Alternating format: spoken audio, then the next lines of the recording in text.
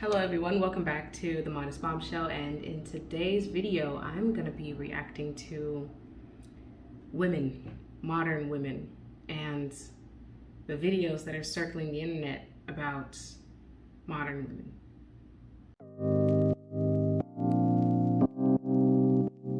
Okay, so the first few videos that I have are about promiscuity and relationships. And it seems to be calling out women on kind of a double standard almost, from what I've seen, but I haven't watched these videos in full because I kind of want to blind react to them. So okay, if body count shouldn't matter, Are you gonna ask for ours? what's your body count? I think you should share. I don't think- want to. no. Thank you though. If it doesn't matter, why don't you What? want to? Be the change you want to see in the world. I'm uncomfortable doing so. That's fine. why? 3? Okay.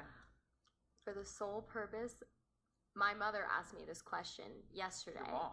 My mother. Oh shit. My mother asked me this question and I refused to answer, and I'm gonna refuse to answer because my mother will be watching this. I think I'll stand with that one. Mhm. Yeah. Gotta protect the mothers. Yeah. Gotta protect the mothers.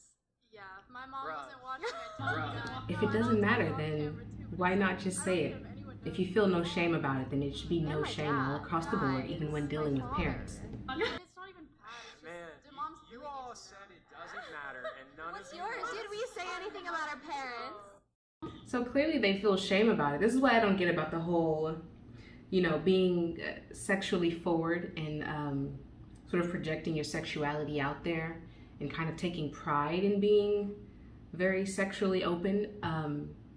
And then at the same time feeling a quiet shame about it when it comes to people that you know and love, knowing that you are so sexually promiscuous. Doesn't make any sense. Clearly, these ladies understand that there is some sort of reaction to being sexually promiscuous. And it's not just like a social thing. It's like you know that it's wrong. If you didn't, then again, why not tell mom and dad about it, So it's kind of like we understand innately that it isn't okay to be sexually promiscuous and projecting your sexuality out there. Because what's wrong with having a child? Well, what's the issue with having a child is it lowers your ability to find a guy. It hurts you. Why? No, it doesn't. Because men don't want to take on another person's child. That's very true. I don't understand why that's bad to say. Personally, I feel like if you're going to have a child, it should be with the person that you're married to. If you're not married to the person, why are you doing the thing that causes children to be made in the first place? If you don't want to be a single parent, and then put onto someone else the burden of caring for both of you, a man who is the child's father, the burden of caring for you and the child that is not his, that's unfair. That's just the But reality. what if you fall in love so much that you accept that child? Okay, that's And a that- chance. And what's wrong with a child? Ugh. That's okay. So it's unfair again to say, but what if you fall in love? So it's completely unrealistic. It's based totally in this fictional world inside of this person's head, and people who think like this, who don't really consider the consequences of making these very permanent changes to your life with the person who isn't the father of your child. And then to sort of remove themselves from feeling any sort of regret or guilt about making that poor decision, to kind of go into having that sort of sexual relationship with someone who's not your husband, and then boom, you got pregnant. They tell themselves, oh, but I might fall in love with the guy and he might love me so much that he takes on the responsibility of me and this child that isn't his. It's filling your head with lies. It's filling the heads of women who watch this, who might not have children yet, with lies. This idea that you can have a child by a man and then another man is going to come along and take care of you and your child because he loves you so much. That's a fairy tale. I think it's defense mechanism, I think, because when you have a child by a man, you become a single mom, I think you are hit with the reality that, I've made this decision, and having this child outside of wedlock with a man and trying to move on with another man, it's going to seriously hurt my dating market value. And I think single moms who experience this know this. They know that it's going to hurt their dating market value, so they kind of tell themselves these fairy tales. I'll meet another guy who will love me so much that they'll take care of me and my child. Keep telling yourself that.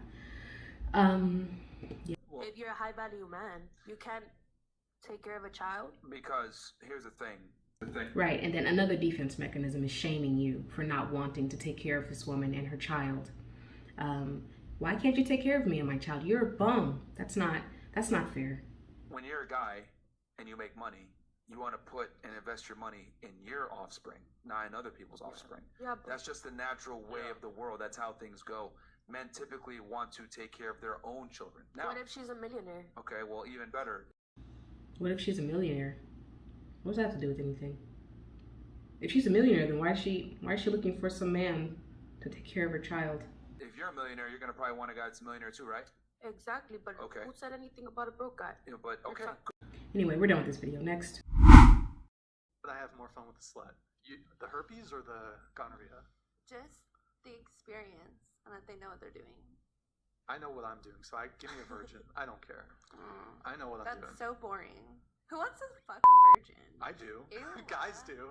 Why is it boring to be in a relationship with someone who is not reckless with their body? I guess this is the trend now in our social culture and here in the West. It's to turn things that we once perceived as being a vice, like hypersexuality, sexual promiscuity, and turning it into a good thing, and then turning the good things into the bad thing. So being a virgin was once a good thing, both for men and women, having your sort of virginity.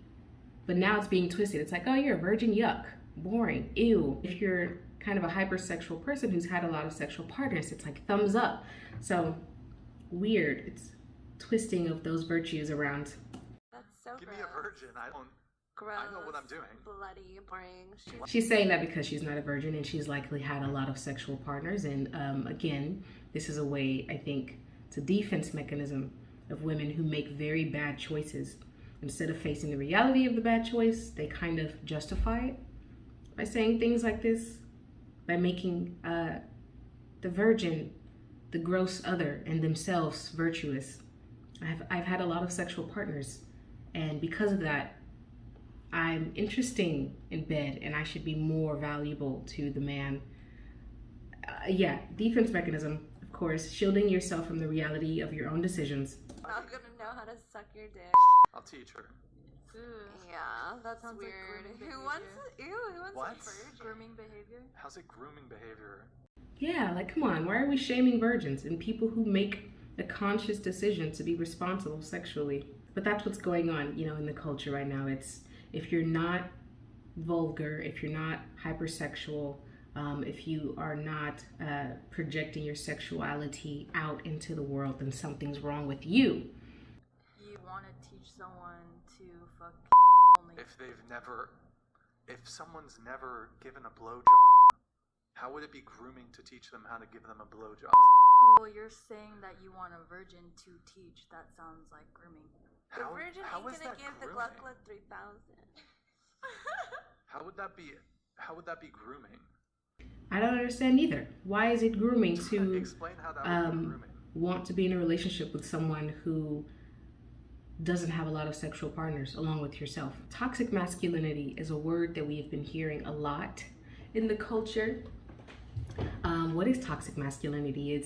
It's taking natural masculine traits that are unrefined, basically. So like an unrefined masculine man, he's kind of aggressive, but his aggression is not refined. There's no prudence around it, no temperance, anything like that. So it's like an unrefined man, basically. Toxic masculinity. But the same goes for women. And these next few videos are that. It's toxic femininity. And what that looks like in women. So let's check it out. Do we need men? No, men are Why? bitches. Do we need men? No, Why? Because they suck. Do we need men? not always. Why? We can live without them. No, because they suck. These aren't the real reasons. No. We can live without them quite easily, I think. It's hubris. Too much of it. We can live without men quite easily, which isn't true. Obviously, anyone with a basic understanding of the evolution of human beings or the timeline of human beings from hunter-gatherer till now would know that that men are very necessary in society. So I find this so stupid, man-hating, basically, for no good reason either. It's just popular right now. It's like normal. It's the thing now to kind of hate men for being men. And I think that it's like a misplaced frustration with unrefined men or toxic men, which is understandable because who likes men who are troublesome?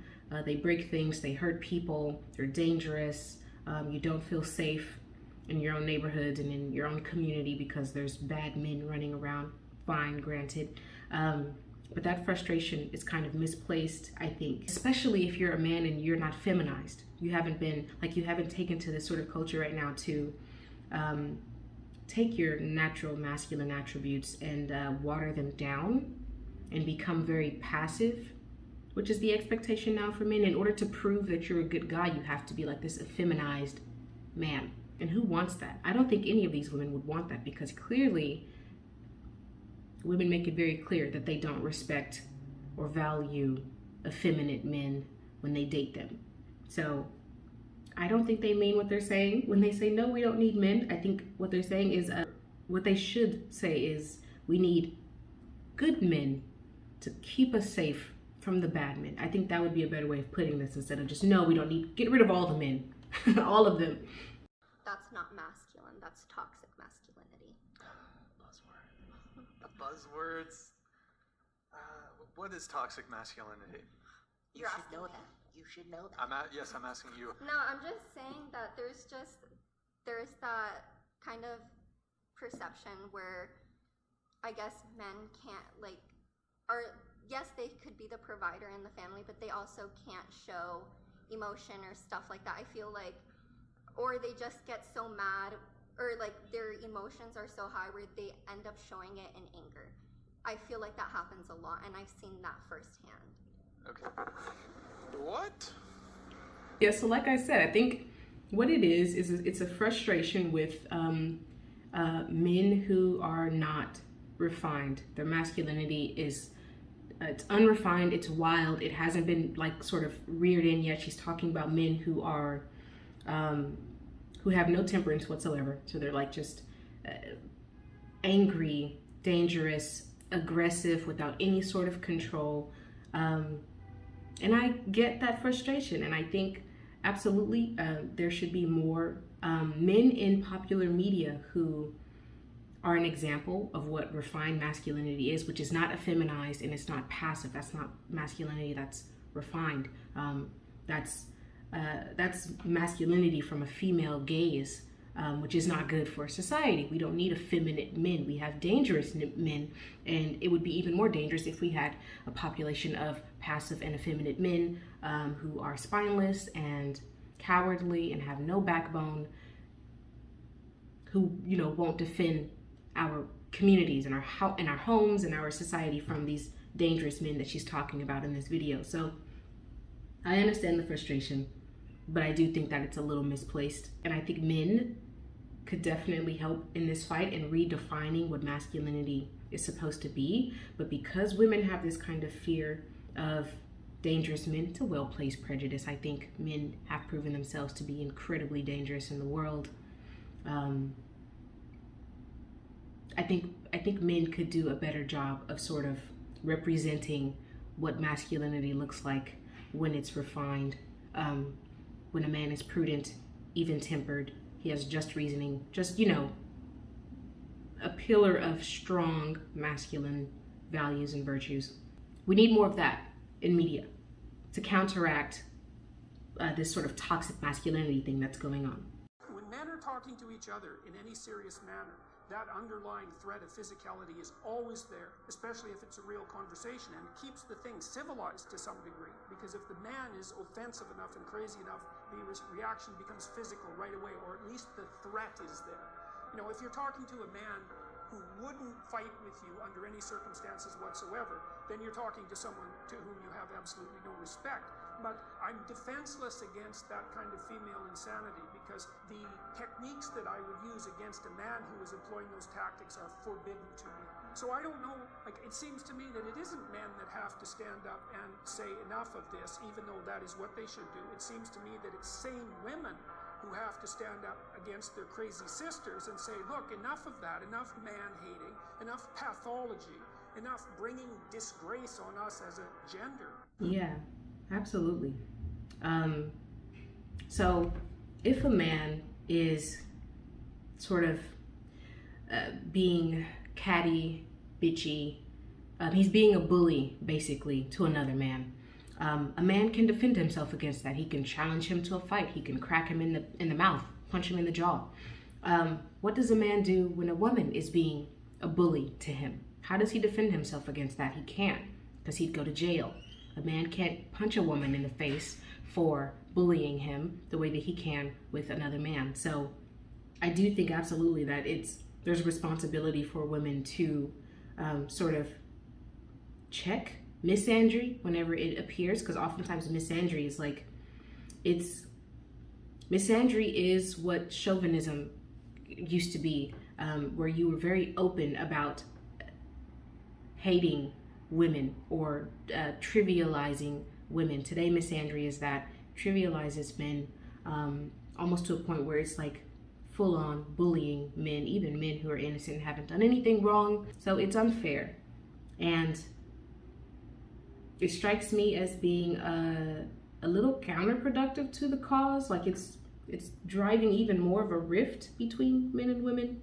And it doesn't make sense to me, because women are now acting like the men who we claim we hate. Women are running around bullying men, openly hating men like it's a sport, like you get cool points for it. Yeah, absolutely. I could agree that there's some responsibility for women to kind of stick up for men in these situations where the man is innocent and he's being bullied by women, because now it's popular. You get cool points for it. If you have a man who is truly very masculine and he's not going to apologize for it, he's almost inviting even more bullying, even more misandry, even more hate, which is totally unfair, because we really do need more men with strong masculine virtues in society. We hate a double standard, or at least that's what we say. We hate double standards. It's unfair, it's unjust, it isn't right, it's one-sided. But I find that in our modern times, women are now falling prey to the double standard, and now it's on our end. Oftentimes, we're the ones doing the double standard, and it's unbalanced, where it's on our side, it's kind of, in a position of advantage, and for men, it's not. And if our whole goal is to kind of foster in this sort of egalitarian equality into society, you would think that women would be very careful not to commit a double standard, but such is not the case. How about you tell us what you think each of our body counts is? Okay, you're all at what I least look like. double digit, for sure, guaranteed. Double digit? 100,000% wrong. What is that? How about that? You're all double digit. Wrong, above? You're all wrong, at least wrong, double digit. Guess the wrong, guys. wrong. What about He's saying that he can basically stereotype a woman based on her behavior or how she's dressed or what her Instagram pictures are. Yeah, but that's normal. Don't we kind of look at someone's behavior and create assumptions about them? This is why, a part of your basic home training is to behave yourself in a certain way when you're outside of your house, because it tells people something about you. That's at least how I understand it, and that's how I was brought up. If you want to be perceived a certain way, you need to behave a certain way, dress a certain way, look put together, care about what you're speaking, your speech, clean up your speech, that type of thing. And we do this often with men. We kind of look at men who don't dress well and who don't speak well, and we categorize them. But we don't like it when men do it in reverse for whatever reason. That, she definitely has Well, I had think like everyone does that so to many some guys, degree. and that's where you're wrong, because that's where you stereotype people without getting to know them. Once you know somebody, then how would you? You just. Yeah, I mean, the way that a person behaves, the way that a person carries themselves, the way that a person speaks, it's an indicator of that person and who they are. And that is not rocket science, and that is not wrong. That is the way of the world. It's an indicator of who that person is, what their personality is like. And it's really unfair to exude out this image that you're not. This is what this woman is claiming. It's unfair to judge someone based off of how you see them and how they're portraying themselves. You don't really know them. So it's like, why wouldn't you? That doesn't make sense to me, because why wouldn't you portray yourself as the person that you are? If this person that you're portraying outwardly to the world is not who you are, how is it the fault of the people who perceive you to judge you based off of that, project out to the world who you are? I don't know if that makes sense to you, but if I'm not, for example, if I am not a whore, why would I present myself as such to the world and then get upset when people perceive me as such? That doesn't make sense to me. If I'm a very charitable person, I like to be active in my community, volunteer. I value higher education. I go to church, very religious and all of that. Would it make sense for me to project to the world the polar opposite? Would it make sense for me to go around telling everybody that I'm a Satanist, that I'm an individualist, that I don't really care about the community around me? That doesn't make any sense. Why would I do that? So yeah, the way that you behave indicates to other people who you are. Told me that all of us have had double digits. Well, you asked me to guess, so Right. I entertained. Based on, right, like I based on entertained your our request. Instagram or whatever. again. Okay, so without you guys revealing your body counts, show of hands, was I at least correct in my range assessment? Oh, for sure. That's obvious. Okay, so I wasn't. Yeah, you weren't with the wrong. exception. You were wrong, but I'm just saying, stupid. Isn't Andrew Tate like 5'8"? Oh shit. No, he's like 6'3". Really? Have Yeah. a stick to him. That's What like, the he gives fuck? such Oh short my. man energy that like, I thought he was like under. It's so funny when we judge men based on their appearance, but we're belligerent when men do it to us. This is already off to a rocky start. What did you just say? It's short man energy. What does that mean? Like, Are you it was hating on kinda short mean. men? Yeah, it was kind of mean. It was like a derogatory stance, I guess. Yeah, it's mean, I know, but I'm gonna say it anyway because it's fun. And it wins me social points. The girl next to me is eating it up. She loves it. Yeah. You know what? I'll let it slide as long as you're okay with fat girl energy.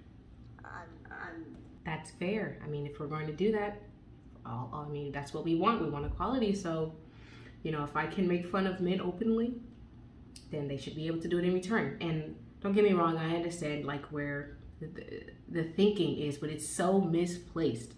Trying to give men a taste of their own medicine by acting like them, while at the same time trying to convince men that this behavior is wrong. It's like, it's chaos. It doesn't make any sense. It's counterproductive. So it's this idea that women are going to show men how their behavior is harmful by acting like them, so we can teach them how not to act like that. Are you okay with fat girl I've done my energy? due diligence in dating a man shorter than me, so I feel like I could say that. That's If short guy energy is okay, then fat girl energy has to be okay Yep. too. 'Tis so, it should be. Half the corporate executives have to be female. They don't say that about the damn bricklayers. It's 99% of bricklayers are men. Almost all heavy machinery operators, almost all construction workers. We're going to decide that some professions should be 50-50, so that would be the C-suites, because that's where the feminists concentrate. Like, why is it any more relevant that women are underrepresented, let's say, in the C-suites, than that they're underrepresented among bricklayers? If the goal is 50-50 representation, because women have been systemically excluded from trades and occupations, how do you possibly draw the line between those positions where gender equity should be pursued and those positions where it shouldn't? I defy you to make an argument for why 50% of the bricklayers shouldn't be women. That's a good point. Absolutely. I mean, if we're going to talk about women being more represented in the professional arena, that should be all across the board. And again, I get where feminists are coming from. I think really why feminists tend to focus on the corporate arena rather than manual labor professions like bricklaying, like he said. I think a lot of these women see that there is a need that needs to be met within the corporate world. And I mean, if you look at corporate offices in the past, they were very misogynistic. We know that. I've experienced, when I worked in the corporate office, a man calling a woman babe, like on the first day of meeting her, and everyone was up in arms about it, you know. So clearly times have changed, and it was actually another man who pointed out that that was inappropriate. So times have changed, absolutely. Women don't really work in hard manual labor jobs, and that's very, very true. Yeah, but it's like another thing that's misplaced. Your efforts are being misplaced, or it's not being used properly. It's causing more damage than good. There's more contradiction going on than there is a consensus. So yes, I think if I'm understanding the thinking of feminists who are going after C-level executive positions, and why that effort is being misplaced, I think this is at least how I'm interpreting and understanding this.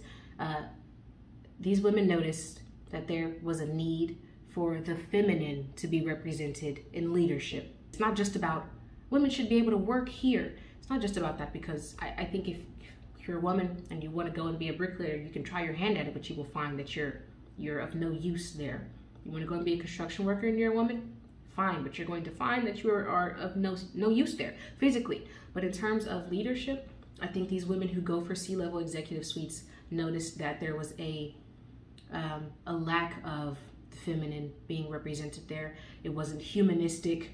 It was far too analytical, and men tend to be very analytical, and that's a great thing. We need that in the world, obviously. But this sort of humanistic aspect was not present, and I think women noticed that, and that need needed to be fulfilled, and it has been.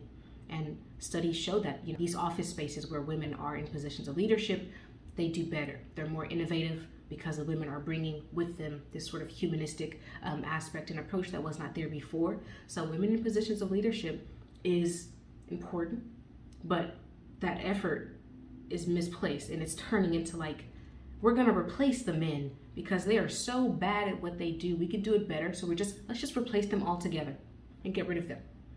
And that's where the dysfunction is coming in.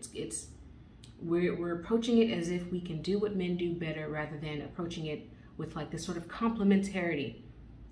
We can help men be better, rather than we can do better, so we just don't need them at all. Men bring a very analytical aspect to the workplace. However, at the same time, men tend to lack the humanistic approach to leadership, and that is where women come in. So instead of feminists going, let's just eradicate men altogether, because we can also be analytical the way that men are, so we really don't need them.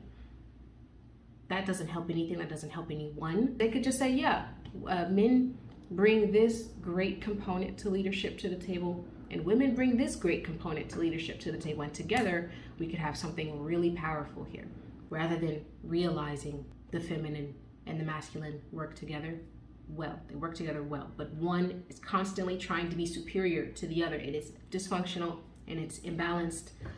Yes, so I hear Jordan Peterson here, absolutely. And everyone who says this is very true. Okay, so we've come to the end of today's video. And to end this all off, I thought we would kind of watch this little satirical video that I found. I started to watch all of it, but I thought it was very funny, so I stopped. I wanted to kind of enjoy it in full with all of you. Men out there that are panicking around the ages 28 to 31, they're desperate to find a beta provider. He's not right, but he's not entirely wrong either.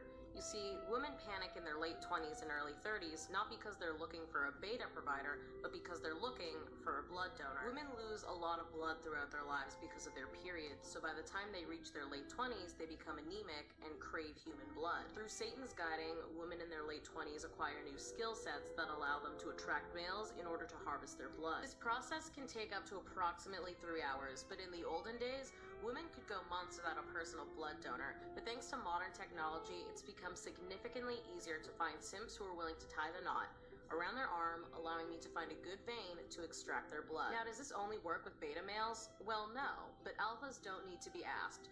Real alphas are always ready and willing to donate their blood. Next time you see a woman in her late 20s looking a little pale, make the first move by giving her some of your blood, because that's what an alpha would do.